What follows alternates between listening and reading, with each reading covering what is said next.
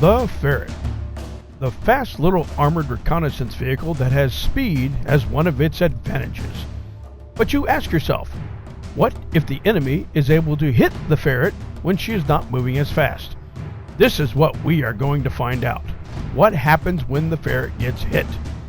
To demonstrate the capabilities of the Ferret's armor, we took one of the escape hatches and decided to put it on the range and shoot at it with various weapons. This one right here. This is not the thickest armor on the Ferret, but it gives you an idea of how bulletproof she really is. Since we have Ferrets deployed into North Pineland, we decided to use most of the typical military weapons that the rebels are using in Pineland. The 9mm Luger pistol round, the 5.56mm NATO rifle bullet in both the full metal jacket and the green tip steel core penetrator round, the 7.62mm Soviet round, such as used in the AK-47, the 7.62mm NATO rifle bullet, the 7.62mm rimmed Russian round, which is used in many of the light machine guns in Pineland. Although not as common, the American 30-06 caliber rifle round will be fired in both full metal jacket and in armor piercing. We will start with the least powerful of the rounds, the 9mm pistol bullet. Our UPA soldier will be using the Browning high-power pistol. The BHP fires the 9x19mm Parabellum round.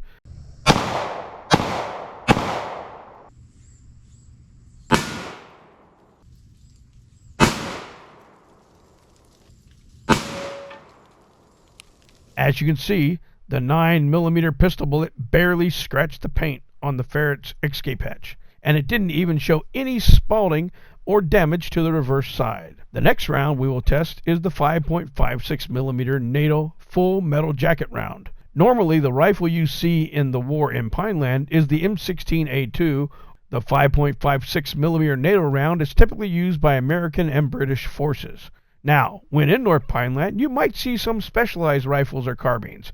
So let's not use the conventional round, but instead, how about the Sig Sauer MCX Ferret carbine with suppressor?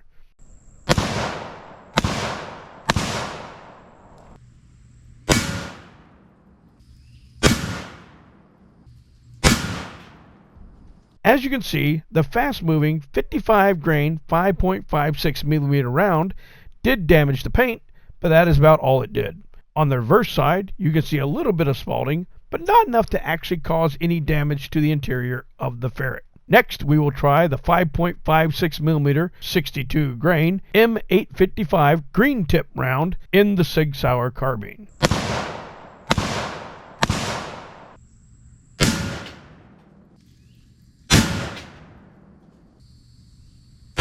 The green tip is not armor piercing, but it is able to punch through a bit more. For those who bet that the steel penetrator green tip round would punch through the Ferret armor easily, well, you would have lost that bet. It did not even cause any spalling on the reverse side. One of the more common weapons used by the UPA forces is the AK-47 and AKM rifles. You see the Pineland rebels using the same weapon. So how will our own rifle fare against the lightly armored Ferret? We will be firing the full metal jacket round through an issued AK-47 rifle.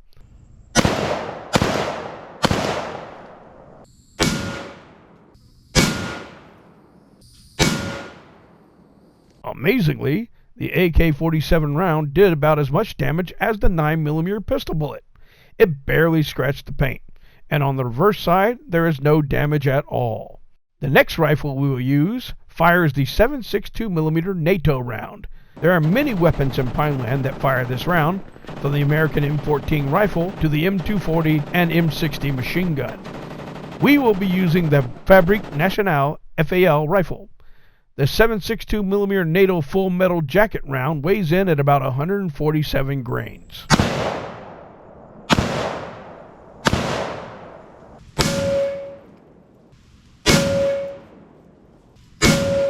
Oh no!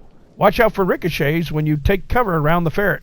You don't want to end up like the lens in our camera.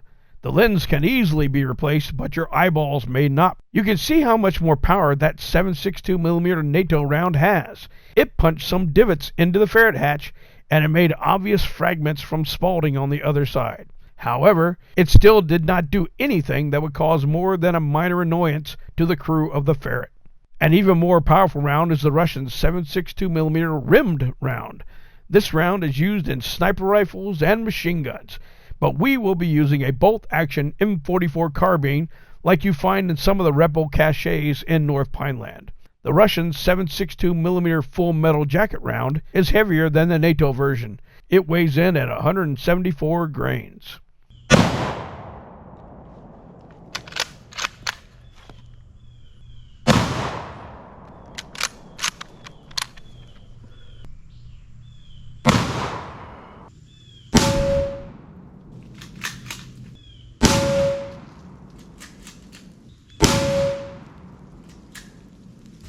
Though it is heavier, it did about the same damage as the NATO 7.62mm round, to include the amount of spalting on the other side. The final rifle we'll be using is the American M1 Garand rifle in .30-06 caliber. The full metal jacket bullet weighs in at 152 grains. The M1 Garand rifle is from World War II, but how about we upgrade it and give it a more modern look? Yes, this is also an M1 Garand, but with a telescoping stock and modern optical sights.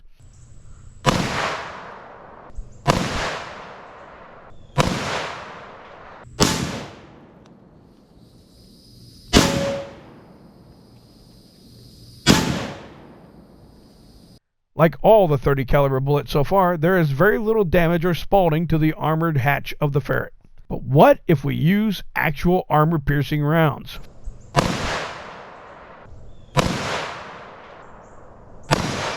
Though our UPA marksman did not mean to, he hit the same exact spot all 3 times.